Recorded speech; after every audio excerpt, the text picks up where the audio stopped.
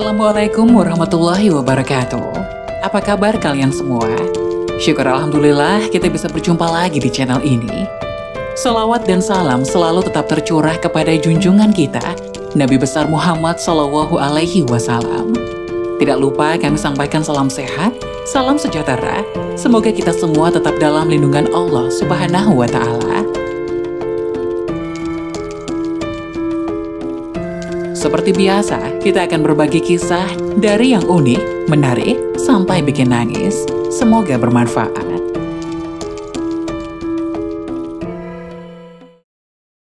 Jangan tinggalkan dua surat yang dicontohkan Nabi Muhammad SAW ini saat sholat subuh setelah membaca Al-Fatihah. Sholat subuh dikategorikan sebagai ibadah yang berat, terutama bagi orang munafik. Karena waktu pelaksanaannya berat, maka hanya orang yang imannya kuat saja yang mampu mengerjakannya. Saat mengerjakan sholat subuh, sama seperti sholat lainnya, wajib membaca surat Al-Fatihah. Selanjutnya, dianjurkan untuk membaca ayat-ayat yang ada di dalam Al-Quran. Lantas surat apa sih yang sebaiknya dibaca saat sholat subuh? Bahkan jangan sampai tertinggal. Dikutip Bondowoso Network dari kanal YouTube Jamaah Nurul Kolbi, berikut ulasan selengkapnya mengenai surat yang dibaca ketika sholat subuh yang jangan sampai ditinggalkan. Salah satu sunnah sholat yaitu membaca surat yang ada di dalam kitab suci Al-Quran.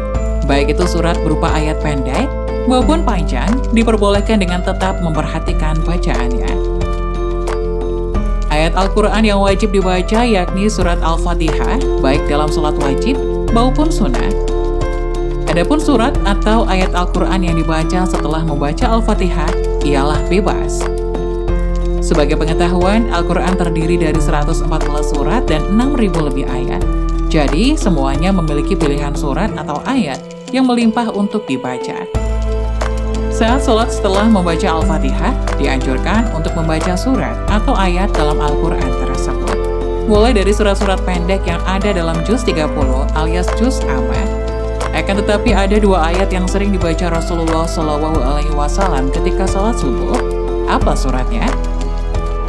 Dari Qutbah bin Malik, beliau pernah berkata, ia pernah sholat subuh bersama Nabi SAW.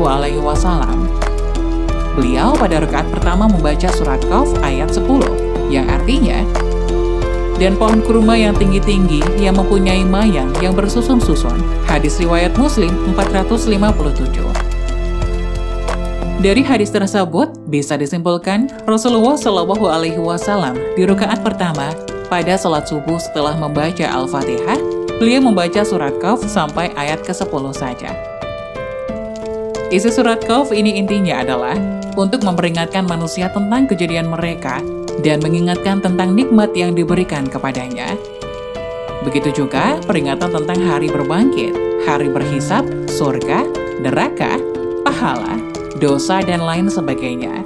Supaya kita semua ingat kepada Allah bahwasanya akan ada hari berbangkit, di mana manusia akan dibangkitkan dari kubur lalu dihisab semua amalannya dan diberikan balasan sesuai dengan amalan perbuatannya semasa hidup di dunia. Bagi yang banyak amal baiknya, akan diberikan ganjaran masuk surga. Dan bagi yang banyak amal buruknya, akan dimasukkan ke neraka dengan segala siksaannya. Lalu pada rakaat kedua, apa yang dibaca Rasulullah? Aku mendengar Nabi SAW pada salat subuh membaca surat At-Takwir, yang artinya apabila matahari digulung. Dalam surat At-Takwir ini pun juga berbicara peringatan kepada manusia tentang hari kiamat. Seolah-olah surat ini ingin menyampaikan pesan kepada manusia bahwasanya keadaan semesta alam ketika kiamat datang akan hancur. Apa keutamaan membaca surat At-Takwir pada rakaat kedua salat subuh? Mampu meningkatkan keimanan kita kepada Allah dan memunculkan kehusyukan dalam sholat, bahwasanya kita semua akan meninggal. Dan sangat celaka di saat kita meninggal tanpa bekal amal soleh yang cukup untuk menghadap Allah Subhanahu wa Ta'ala. Bacalah dua surat ini saat mengerjakan sholat subuh dan pahami maknanya dengan baik. Insya Allah kita akan menjadi manusia yang senantiasa ingat kepada Allah. Nah, itulah dua surat yang dicontohkan Nabi Muhammad SAW ini saat salat subuh setelah membaca Al-Fatihah. Semoga kisah tadi dapat memberikan hikmah dan manfaat untuk penonton semuanya. Jangan lupa like, subscribe channel ini agar tidak ketinggalan info-info bermanfaat selanjutnya. Sekian dari kami, terima kasih. Wassalamualaikum warahmatullahi wabarakatuh.